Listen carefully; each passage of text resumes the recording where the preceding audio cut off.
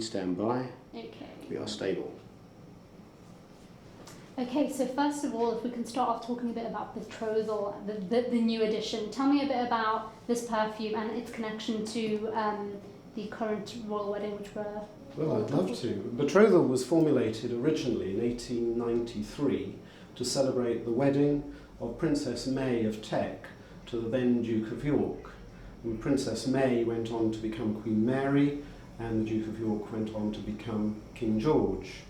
And this is an original bottle of Betrothal, and on the back there is this wonderful dedication by the gracious permission of HRSH Princess May. Great. And obviously we are all looking forward to the William and Kate wedding, which is in a week's time. Can you tell me a bit about the new edition of Betrothal? What went into making it, and why did you kind of think that now would be the right time to bring Betrothal back? Betrothal was always going to be our fourth perfume. We launched 3 last year in November, classic English perfumes, and Betrothal was a very special perfume because it was a wedding perfume, and when we were looking at the revival of Grossmith, we noticed in the market that there were very few special perfumes, and we couldn't find any with such a pedigree, a royal association, as our perfume Betrothal. So we decided 2 years ago that we would bring Betrothal forward, and we began work on it in May last year before the announcement of the royal wedding. So actually, oh, you just have to turn that off. Charging itself, isn't it? Oh, there we go. Is it too much for this? Do we need to do It's not, this it's just, again? no, it's not bad. No, you haven't got to do it again. It's just if I can avoid it, I'll avoid it. Is it Yeah. turned off? Yeah, it's off now. Thanks. Well, yeah. I'm sorry. No, that wasn't. You don't have to do that again. Yeah, It's yeah, still no, going. no, we're It's fine. yours. So actually, in a weird way, sort of by fate, turned out quite well that the engagement of William and Kate was announced. Was that kind of a nice little touch of fate for you? It was a wonderful touch of fate for us, really, but it meant we had to accelerate everything. We had our perfumer in Grasse, Melanie Carinestia from Robertet was working on the recreation of the perfume, taking the original formulation, taking a sample of the old perfume and comparing that, analysing that, and we had to accelerate that so that we were available in January for the long lead press. And you know, when it came to recreating it, I mean, how would you describe the scent? I know it's difficult to describe a smell, but for example, can you name a few? You know, what ingredients are involved in this?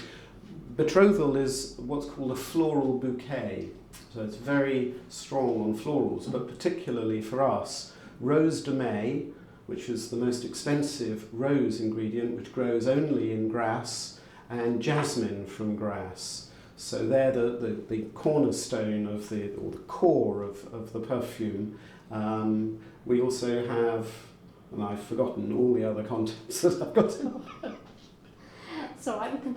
You cut away on that. You clear it. Yeah, Yeah. that's fine. Yeah. Well, what I will ask you though is, you know, I know it wasn't created for Kate Middleton as the perfume for Queen Mary was, you know, obviously had her in mind when it was created.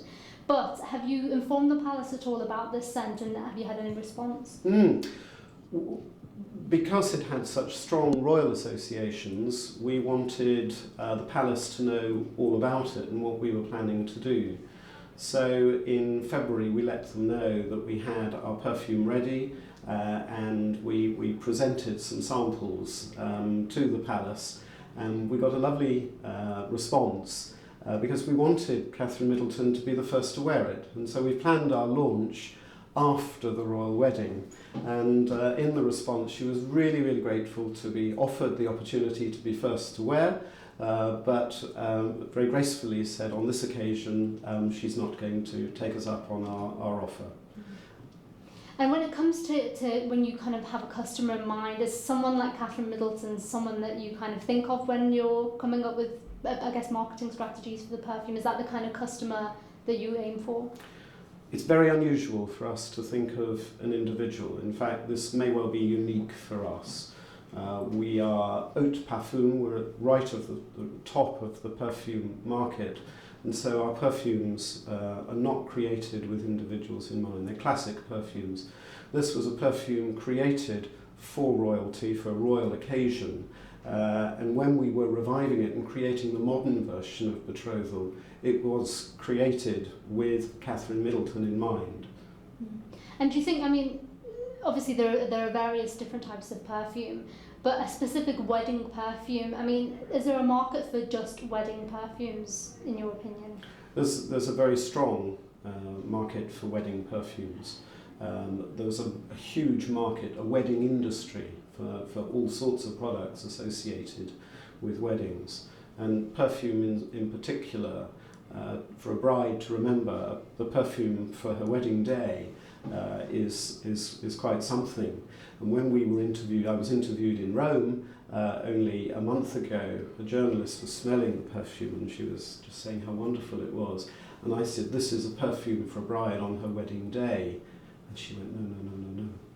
This is a perfume for a bride on her wedding night. Maybe Kate's saving it for the wedding night, her sample. But in terms of the sales, I mean, I don't know whether you can tell yet, I know it hasn't been out for a long time, but because of this link with Kate Middleton, have the sales of Betrothal been different to, say, other perfumes that you have? Have you noticed anything like that? We haven't launched Betrothal yet. It doesn't launch in London until the 20th. Do you want to answer? Yeah, Should I do that again? I forgot about that. We're launching in London on the 29th, but we're launching also in Paris, Rome, Milan and Prague. And then it goes out to Los Angeles. So that's what we're doing. Okay, great. You want to take that? Let me just check if there's anything. You can use it as a script line. It's Yeah, we probably can better as a use. script Yeah, line, we can use that. Okay. So yes, wedding perfumes. In your opinion, especially for spring, what kind of scents would you say are kind of typical wedding perfumes? And when you kind of look at your other wedding collections that you have. I'm trying to remember what she. Can I just? I Jasmine. couldn't remember what she was homing in on because that. What have we got? We've got Neroli and Betterville. You see. And then you maybe, because is this Victoria one also a perfume? The Victorian. Yeah. The same I can't talk about that because I haven't got the formula here with me. But that was formulated for Victorian Jubilee. Yeah, you can just say, we've had various spring perfumes, floral scents, and then that's fine. Hang on, there's a lot in that, Sarah. Make it as short as possible. But yes, just sort of spring, because obviously the royal wedding's in April, so common perfumes that are good for spring. I can't talk about other perfumes. I don't. It's not what we in the industry. We don't talk about any other perfume houses. We just don't do that. No, I mean in the Grossmith collection that you have. Well, ours. This is we have the three are very classic English perfumes, and they're rich and they're opulent. They're very, very different to what you would normally. You would wear ours on a special occasion. They're not everyday perfumes. They're very expensive perfumes. The Betrothal is the first of our modern recreations, so it would be considered a lighter, more wearable perfume, a more sensuous perfume in many ways. It opens with neroli. It has a citrus opening with neroli. That's an opening. We can cut it on with neroli, it's fine. And for my final question, I have to ask, are you personally excited about the royal wedding, and are you going to be watching it on Friday the 29th of April? I'm really excited by it. I've been a monarchist all my life, and we were there watching the royal wedding when Princess Diana and Prince Charles were married on Ludgate Hill, and we will, if we can, be down near Westminster Abbey for the day. And we are flying out to Chicago the night of the wedding, so that we can speak about Grossmith in Chicago. So we're making sure we're in London for the royal wedding. So yes, we're very excited about it and very proud to be English. Great, thank you very much. That was great. Before you go, sir, you the original recipe bottle you picked up, you held it in your right hand, and you kind of held the top of it in your left hand. Can I get you to recreate that for me? Mm-hmm. So I can get a shot of your hand. That's it. You want me to just pick it? Yet and go for it.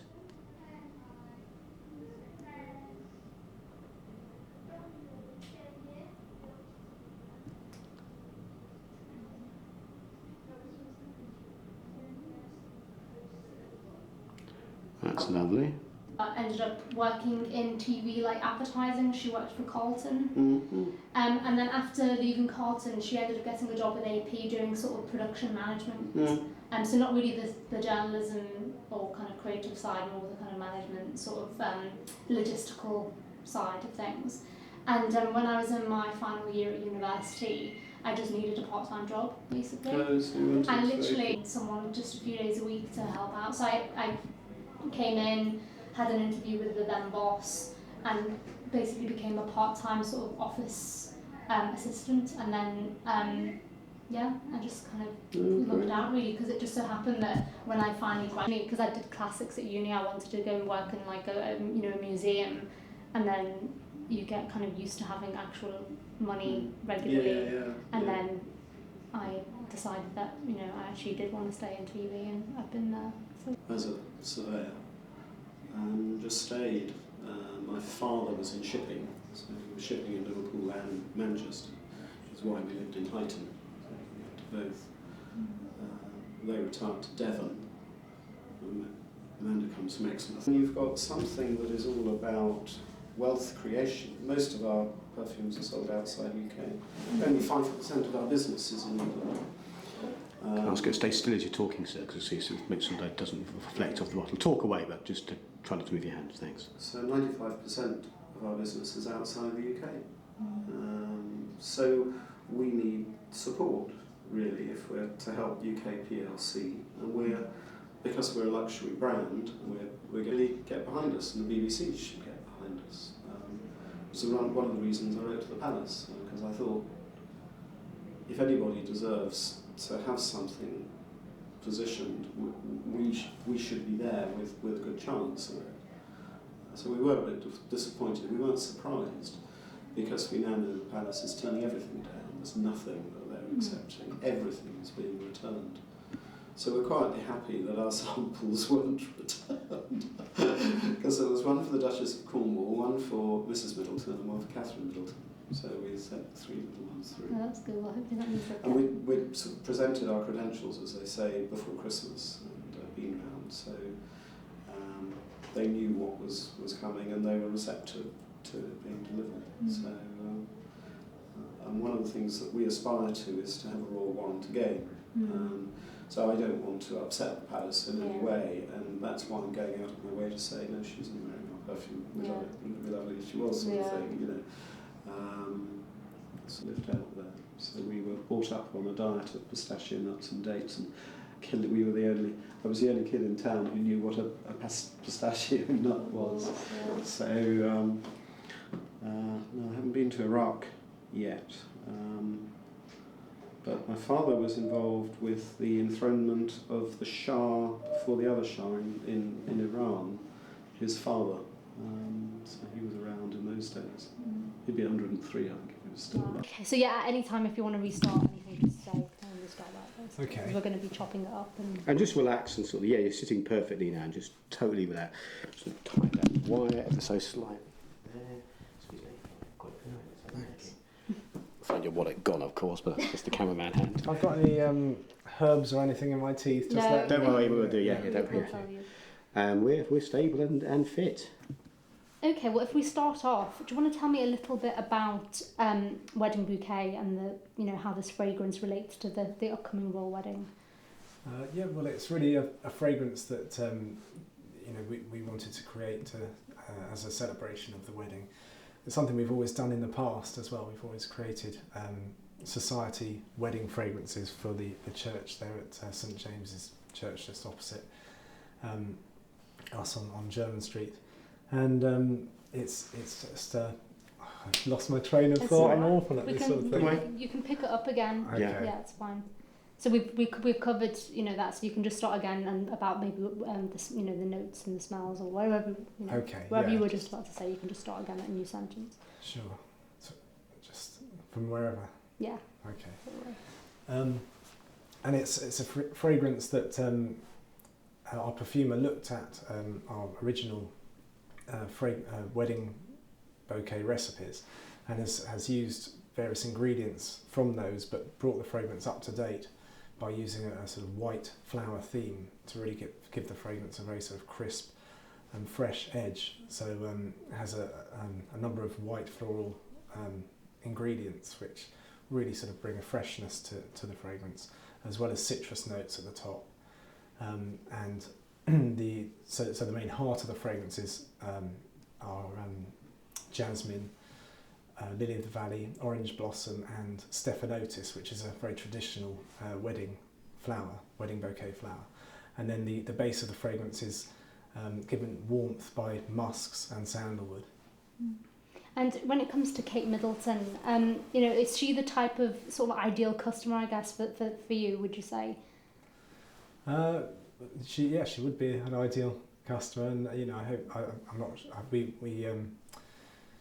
we hope she is a customer of ours, and we hope she likes the fragrance. And we have supplied the royal family, and the royals do order from us regularly. So I hope she'll be a future customer as well. And can you explain a bit about your connection with the royals, and maybe drop a few names of former royals who have been customers, and how long have you had royal warrants for?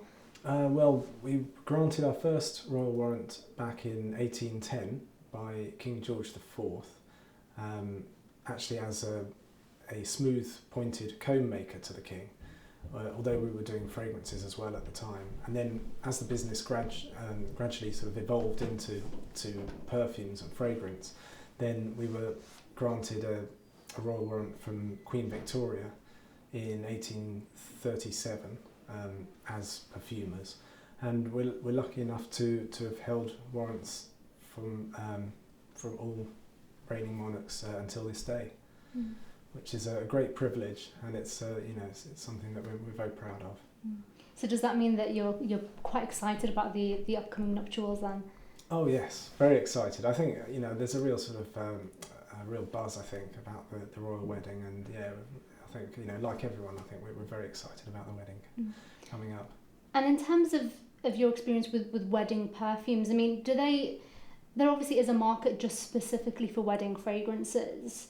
Are they any different to other fragrances? I mean, how would you describe a typical wedding fragrance? A typical wedding fragrance, I'd say, they tend to be lighter types of fragrances, not really something that would be, when you enter the room, it wouldn't be a fragrance that would be very sort of powerful, or tends not to be. I mean, it's everyone's preference has got to be taken into account, but generally they tend to sort of be fragrances that convey freshness, innocence, marriage, and you think of the colours involved in weddings as well. It tends to be sort of ivory or white and fresh flowers. So it's that whole sort of freshness really that I think is something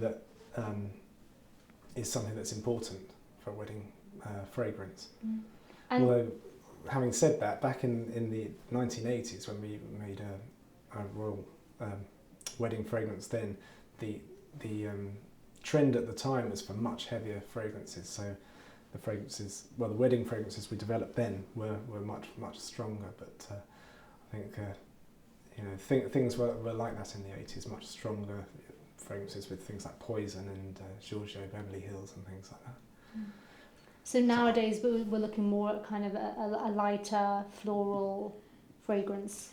Yeah, I think so. And I think fragrances today tend to be more sophisticated and more tend to be lighter, have a sort of contemporary type of edge to them, and people tend to not really go for I don't know what I'm talking about actually. Sorry, I just lost my flow there. But so a lighter fragrance, pretty much, is what we're looking for a wedding, because obviously you don't want the bride to overpower. No, that's it. Lighter, crisper, fresher notes, really, to go with the whole day. And I think it's all about, you don't really want a sort of strong musky type of fragrance, I don't think, for a wedding, because it's I think the wedding is more. They tend to be in the summer as well, although so summer or springtime, summer type of fragrances are good, which tend to be fresher. And in terms of this wedding bouquet fragrance, with this sort of connection to the royal wedding, have you informed the palace of this fragrance? Have you kind of sent a sample off, or? Well, yeah, we have contacted the palace and sent a fragrance off to them, the first one that we produced, and so I hope they enjoy that. I hope they have used it. And obviously we won't know what dress she wears, what fragrance she's going to wear, but in your kind of ideal mind, obviously I'm sure you'd love her to be wearing a florist fragrance, but what kind of fragrance do you think would be appropriate for a wedding of that scale? I mean, do you think perhaps maybe a stronger scent because of the sheer size of Westminster Abbey, that she's going to need something a bit stronger? In your, it's speculation, but in your opinion? No, I think something. I know I keep saying fresh fragrances, but I think something that's very a pretty delicate type of floral fragrance, with a sort of base, a nice musky base, so that as the day the day goes on, the fragrance by the end of the day will have a lovely warmth to it. But I think at the actual time of the wedding, there'll be this lovely radiant freshness about the fragrance, which I think that would be the ideal wedding fragrance, and then something that's sort of warmer and more sensual as the evening wears on. And with all this talk of the wedding, I think people seem to be obviously concentrating on Kate Middleton as opposed to William. But for men's fragrances, I mean, is there a trend for men's fragrances? Is there a wedding variety of men's fragrances? I think men tend to wear much stronger fragrances for their weddings, although I'm not sure if there's a specific sort of trend for wedding fragrances at the moment. But I suppose in terms of men's fragrances at the moment, they do tend to be they have quite a sort of citrus edge to them, but with lots of spicy aromatic notes as well. But I'd say generally men's wedding fragrances would be stronger, much stronger than ladies' ones. I think for the ladies, there is this whole element of obviously the bride is looking incredibly pretty, and I think that you need to have a sort of pretty, delicate type of fragrance to sort of go with that. And for my final question, I guess more of a personal question, are you excited about the royal wedding personally, and will you be watching the Yeah, I'm very excited, and I'll definitely be watching. I think where I live, I think lots of the neighbours are all going to have a bit of a street party there, which will be nice, so I'll definitely be watching and taking part. It'll be it'll be a very exciting time. Great, thank you. Let me just make sure I haven't missed anything. Do the royal warrant one first, and then we'll do that. Yeah. Okay, so you briefly mentioned about the historical royal warrants for florists, but can you tell me a bit about the more recent ones and what warrants you currently hold? Currently we hold a warrant to Her Majesty the Queen as Perfumers, and to His Royal Highness the Prince of Wales. So, better if you incorporated that as the end of an answer. Yeah. Talk about the historical warrants first, when you first got your should we first one, okay. and then end with that Yeah. comment, yeah? Okay, cool. Yeah. I'll re-ask the question Yeah, then. okay. Tell me a bit about the history of florists and your royal warrants, past and present. well, in 1820 we were awarded our first royal warrant to King George IV as smooth pointed comb makers, and then in 1837 we were awarded a royal warrant from Queen Victoria as Perfumers, as the business slowly evolved into more the sort of perfumery side of the business evolved, and we've been lucky enough to hold royal warrants from every reigning monarch until present day, and we're lucky enough to hold a warrant from Her Majesty the Queen and His Royal Highness the Prince of Wales. Great, thank you. And we were chatting a bit about the notes, various notes within Wedding Bouquet. Can you kind of explain a bit more about what ingredients were used in there? Well, the fragrance was based on a traditional wedding flower, which is stephanotis, which has a specific meaning within a bouquet, which is innocence in marriage. No, it's not. It's happiness in marriage. Sorry, so I'll start that bit again. So the fragrance was actually developed around a traditional wedding flower, stephanotis, which has a specific meaning within the wedding bouquet, which is happiness in marriage. And from using all the white flower notes that to make the fragrance, we've realised that actually they all have a specific meaning within the fragrance. So there's jasmine to signal eternal love, and lily of the valley says you've made my life complete, and orange blossom, which signifies innocence and marriage, and stephanotis, obviously happiness in marriage. So it's quite nice the way that they all have a sort of meaning within the bouquet as well. So we wish all our very best to the royal couple, and they look as if they're made to be together anyway. So it's all good. Great. Thank you very much. No, we can cut that the last bit as a separate sound bite. We'll just have it. It's all good at the end. It's all good. Yeah. It's all Okay, so I want you to so just look at me as if you're talking to me and talk about the products beside you.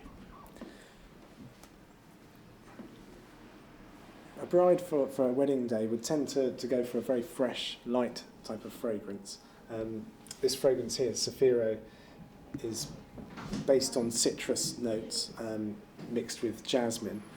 And one of the notes there, jasmine, has actually been incorporated into our wedding bouquet fragrance, which was created to celebrate the upcoming royal wedding. And it's really using a traditional wedding flower, stephanotis, and bringing it up to date with a more modern, contemporary, fresh type of note. Hello, I've come for some bath oil. Rose and geranium. Feel the All love. right, feel the love. Try. Okay. No pressure. No pressure at all. Max was doing this. He'd do it much better than me. A bride tends to go for a fresh fragrance for their wedding. This fragrance here is called Zafiro. It's based on citrus notes. Okay, start again. Don't worry. Go straight from there. Stand beside that and go straight for it. And ready? 3, 2. This fragrance here, called Zafiro, is a citrus fragrance blended with a floral heart of jasmine, which is one of the flowers which is associated with a wedding bouquet. And it's incorporated into our wedding bouquet fragrance here, which has been created as a celebration of the royal wedding. It's really using a traditional wedding flower, stephanotis, but blending that with white floral notes to really create a very fresh, uplifting fragrance, especially for a wedding. And again, as you say, not too far. Yeah, that's it. It's sort of out and up. Yeah. Out and up. Watch your hands, yeah, watch your hands.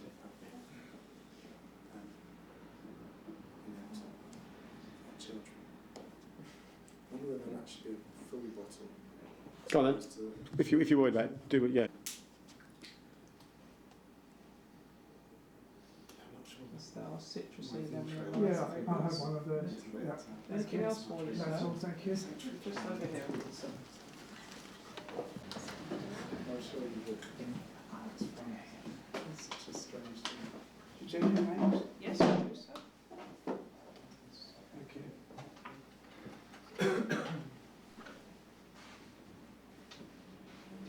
Thank you.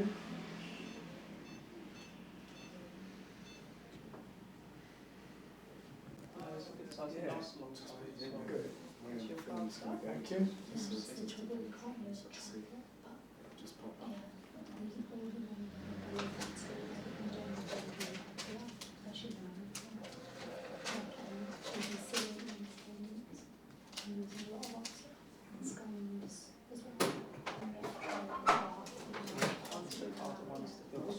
Yeah, that's a good juicy. Yeah. Is it? Yeah, that's a good colour. Yes.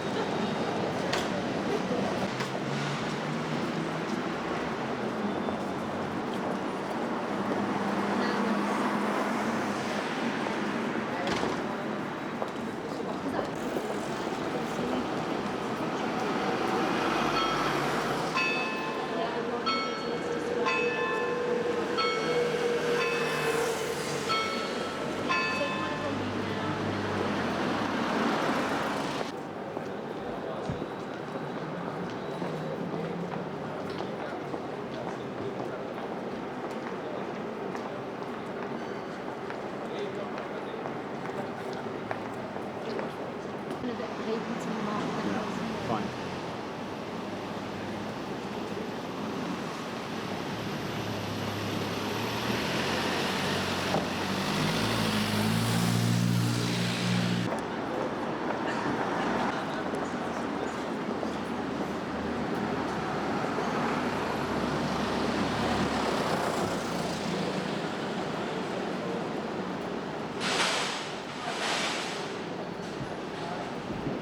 One left.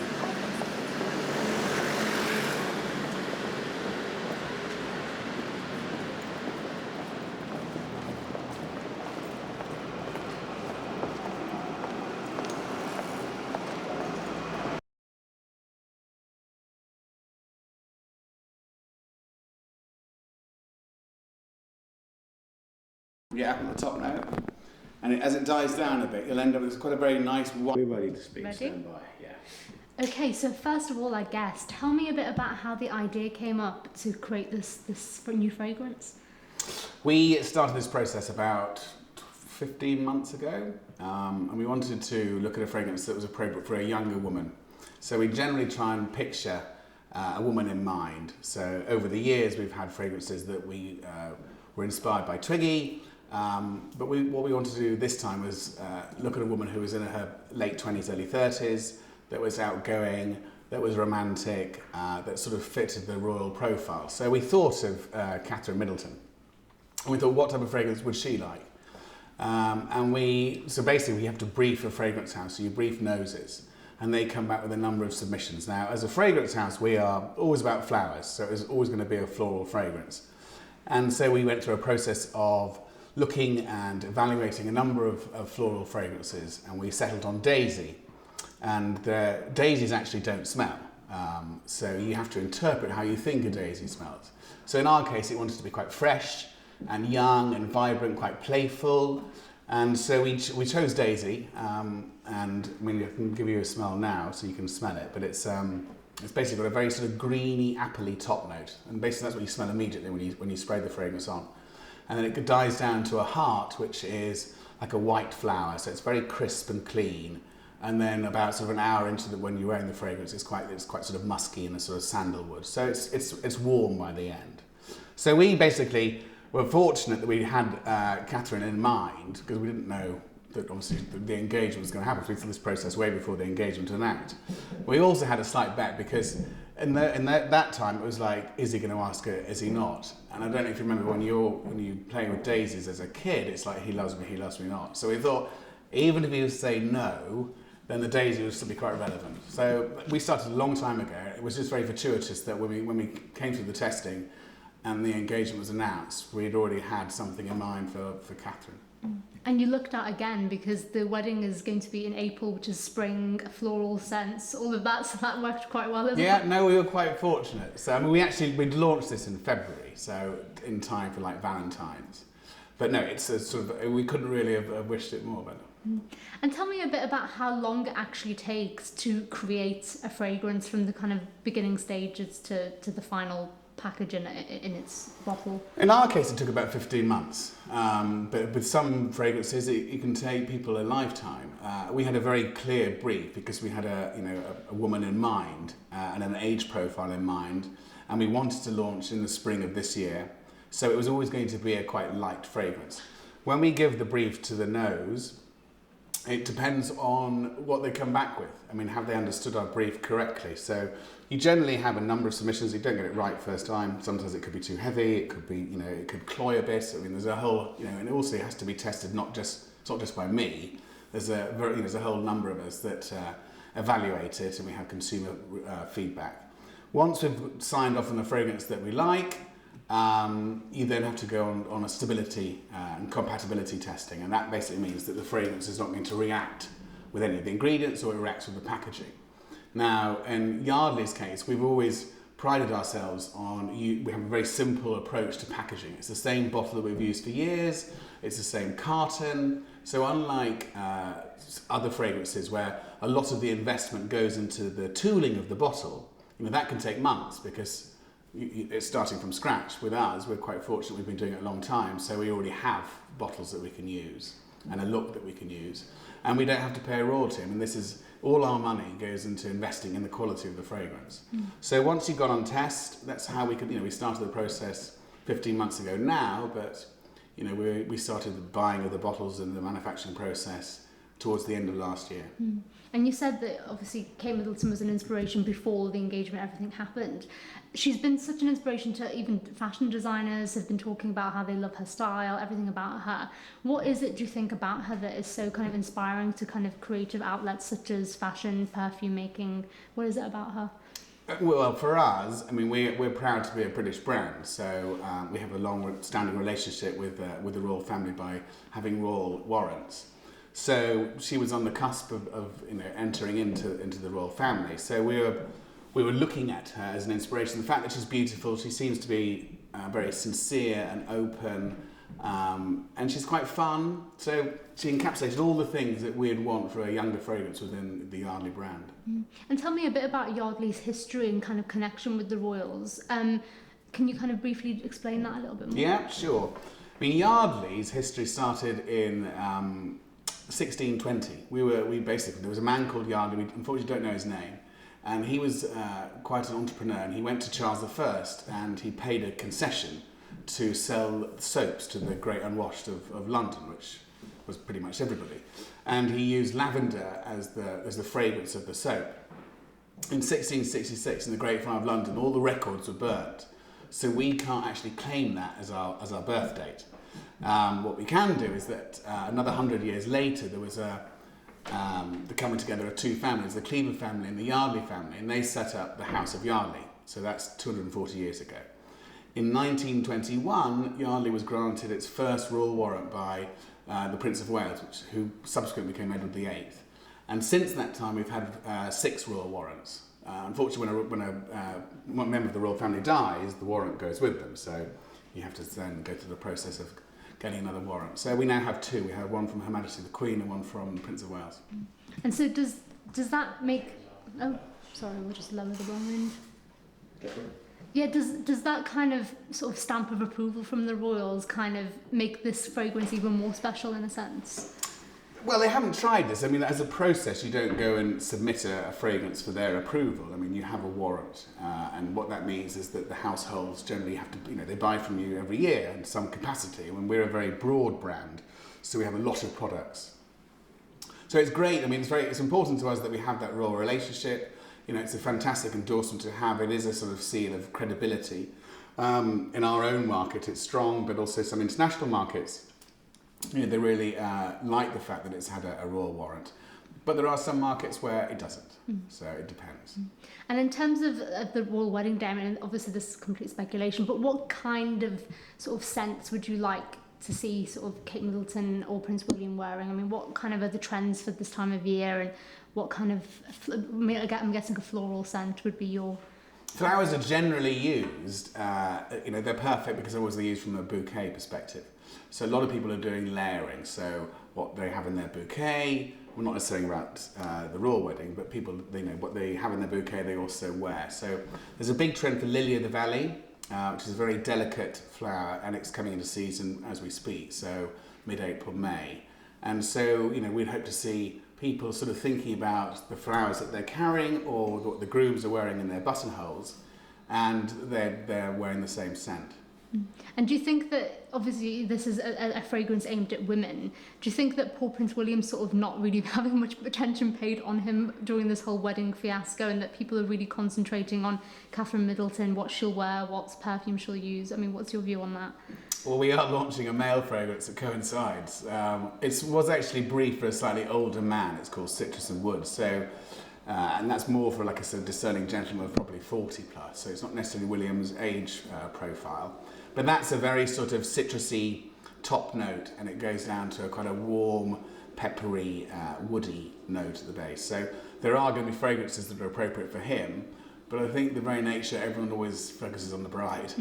So at least he's not being too left out there. No, I don't Also, I think think in terms of men's fragrances, is it quite difficult to kind of differentiate between a sort of spring fragrance and a winter fragrance? Because I know men's fragrances tend to be stronger anyway.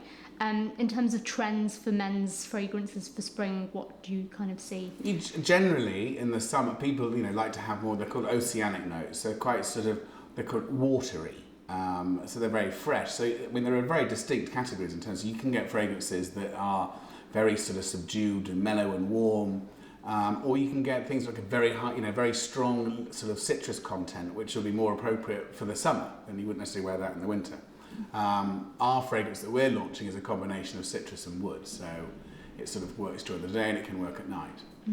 And finally, have you noticed, because everyone's so kind of engrossed with the Royal Wedding, have the sales of the Royal English Daisy been different to your other fragrances, and has there been more interest because of the Royal Wedding, do you think? I think we were. We'll plug it back in a second, the fridge. Is that playing? No, it's power tool sometimes. Still rolling. Go for it. Go for it. Sorry. So yeah, have you noticed a difference in sales? We have. We've been very fortunate because the whole media landscape has been talking about royal fragrances and the royal wedding. So we've had a lot of coverage for the fragrance. Do you want to? Is that downstairs? Yeah. Oh yeah, if you can get rid of that, yeah. Go for it. Camera's rolling. So have you noticed any difference in sales with this particular fragrance because of the connection to? All right. Let it come in. Yeah. I thought it was a workshop. No, okay, but it's quiet now. It's gone now. Don't worry. We're there. So yeah, have you noticed a change in sales with this particular scent? We've been very fortunate because most of the media landscape has been featuring anything that's royal. So we've had a lot of coverage in some great magazines. That's led to fantastic uptake in sales. Yeah, more than I'd expect. And are you going to be watching the Royal Wedding come April 29th? Are you quite excited? I am excited. It's my wedding the next day. Damn, sterling your limelight. No, it's brilliant. It just means that every day I see a newspaper headline, it's like a countdown. So I get quite nervous because it's like my wedding as well. So. Oh wow, that's brilliant. Well, congratulations. Thank you very much. Thank you. Yeah, I think we're sorted. Yeah, brilliant. All good. On the spot. Yeah. I was just on a business trip, so they interviewed me. But we wouldn't necessarily push for news coverage. Yeah, exactly. If something like this comes up, then great, but it's not necessarily a focus for us.